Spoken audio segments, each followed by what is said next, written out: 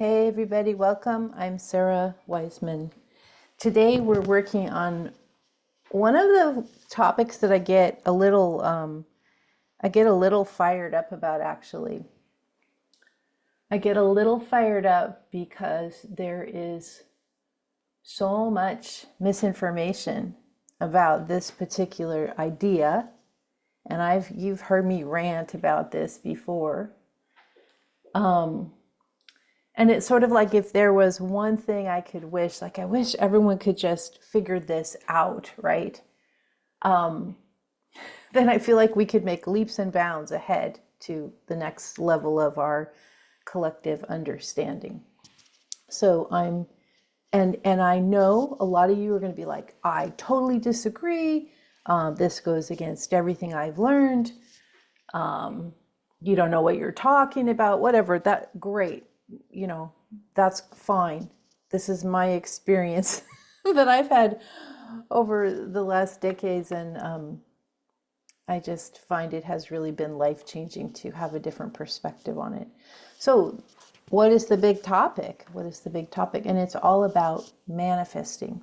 It's all about letting go of manifesting, stopping the old the secret where stopping the law of attraction, stopping this idea of thoughts are things or thoughts create things, that you can just put your mind into the field, and what you want will be delivered to you.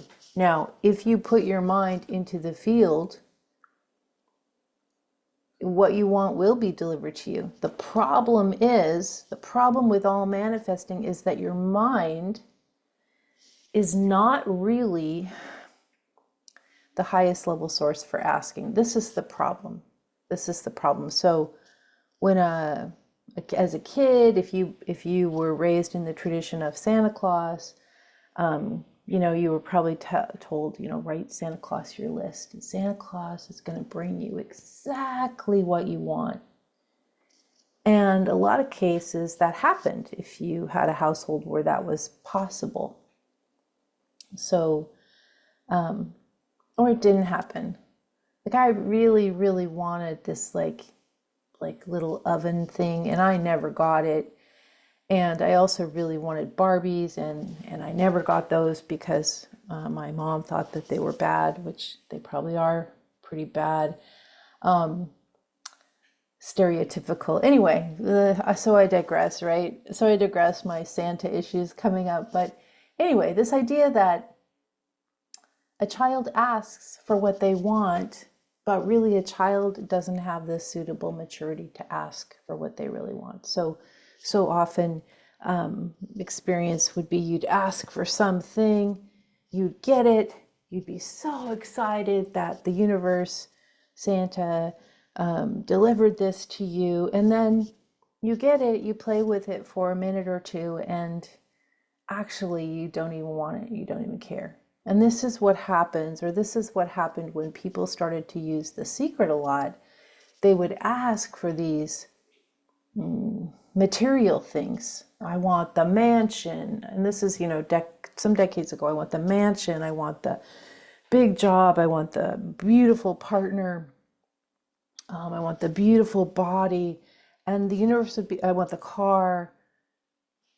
That was kind of what we were collectively working on in those decades, is like material items show your level of success as a person.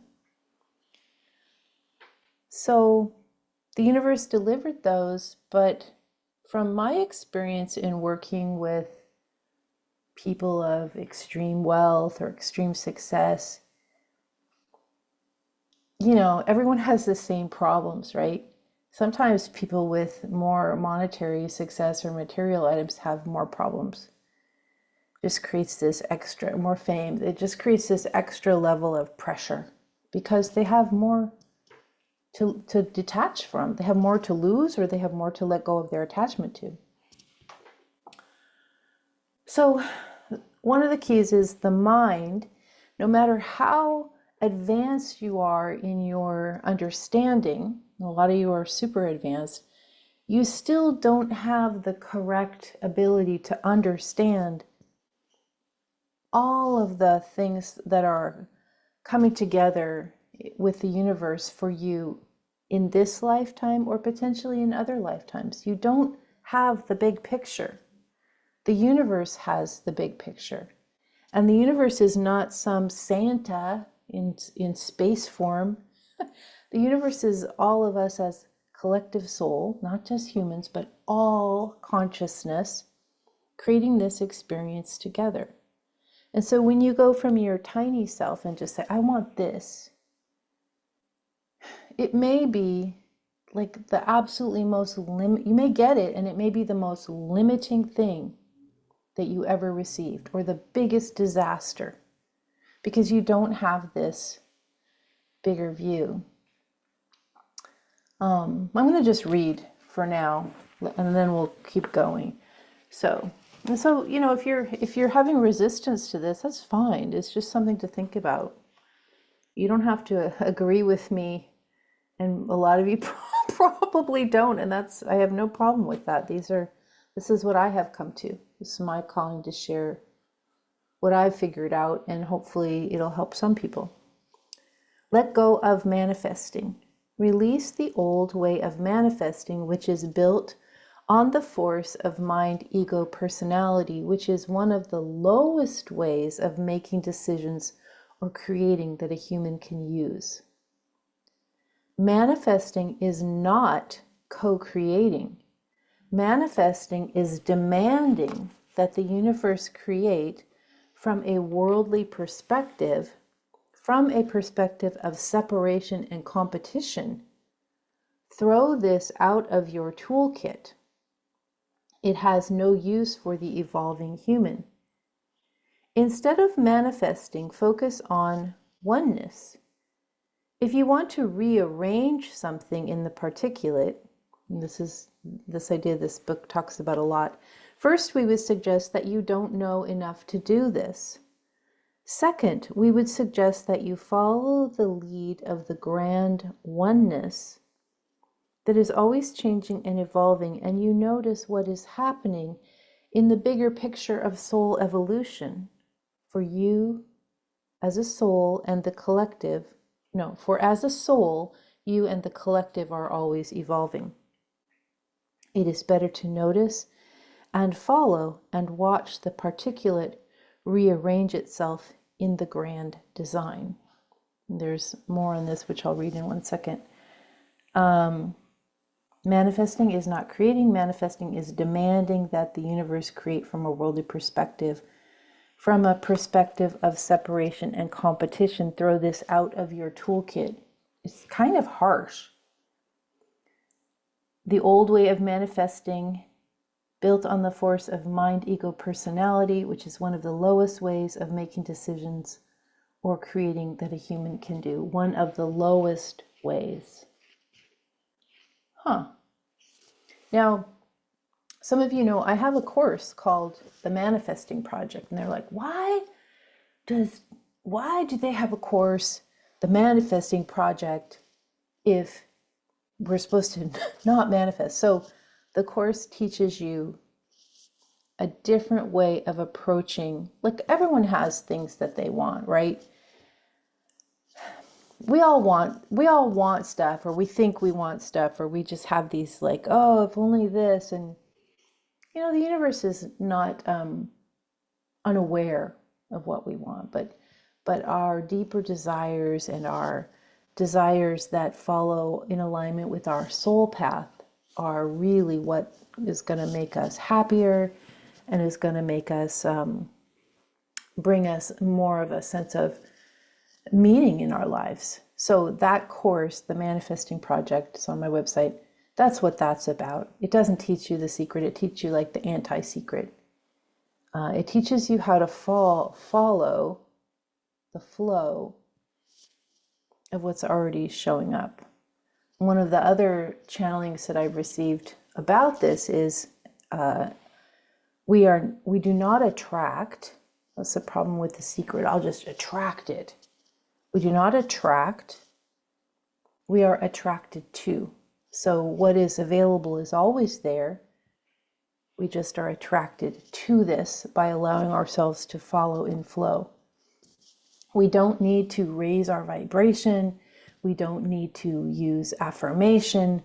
We just allow ourselves to be attracted to our highest potentiality. It's like everything will unfold like Hansel and Gretel, those little white pebbles that they followed in the moonlight. Everything will unfold for you if you start paying attention and you allow yourself to be led. Okay, and here's a little bit more on this. There is nothing to do. When you let go of the misbelief of manifesting, you let go of the misbelief that you are in charge, that you are in control, that you are the ruler of your own destiny, because you are not the ruler of anything by yourself. Your only influence or contribution is as part of the collective. Again, not just humans, the whole shebang. You as soul, as part of oneness, which is also soul. The collective, you as soul, as part of oneness, which is also soul.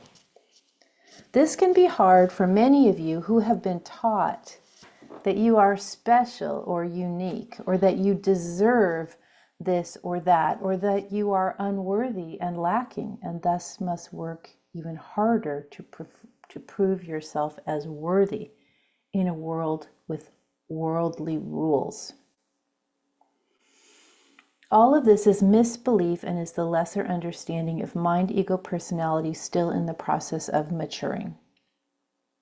We say the mind, ego, personality has tremendous room for growth, but it can never reach the expanded awareness of your true nature, your soul self.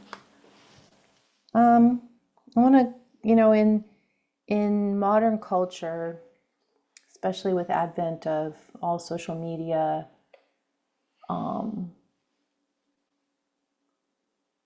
it kind of started with, I'm not sure which started first. I think maybe music started first, where, it used to be there were just the record companies, and if you could get a record company and get a deal, you had it set. They were in charge of all distribution. And then pretty soon, you could just make a recording and put it up as an MP3 and put it on any of the early streaming services. And then the same thing happened with books. It used to be, you have to get a publisher and they're going to distribute you. And, that model changed too. Same thing. People can just put their books on anywhere, in online format, and it can be printed that way. And same way with movies. And now movies are sort of, one person I just saw released a comedy special. They released it direct to YouTube, feeling that was a better venue for them to get more fans, or, have more exposure of their particular gifts. So one of the things that's happened in this culture, where suddenly everybody can be a musician or a writer or an artist or a filmmaker or a dancer. And so suddenly everybody is like, look at me, look at me, look at me. And it's great, because this is actually how we start to see different viewpoints. Before, it was all very controlled and filtered by corporations who determined what we wanted. Now it's all out there and we can look at what we want. But this idea of being seen or needing to be, like this idea of being special or unique, I'm very special and unique. Oh, wait, so are you. You're very special and unique. Oh, wait, so is everybody else. So this idea of being special and unique has been fed by our sudden ability to be in the public eye. But really, being special and unique is, once again, another misbelief. That's just another form of separation.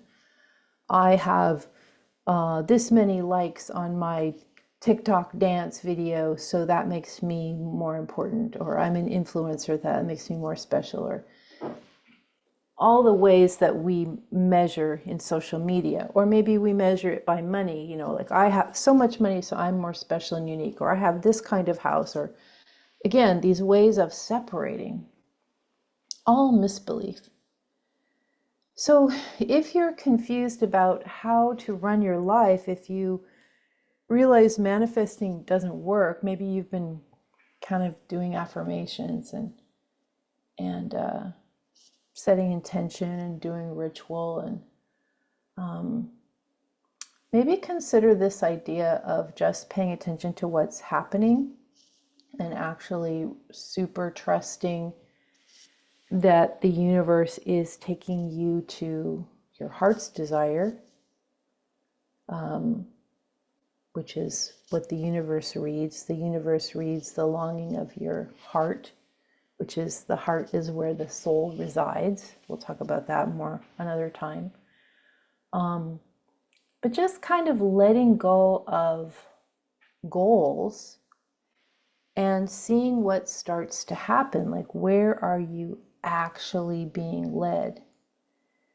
And the other thing is to, you know, I have had a few times in my life where before I stopped manifesting, where I manifested and it happened.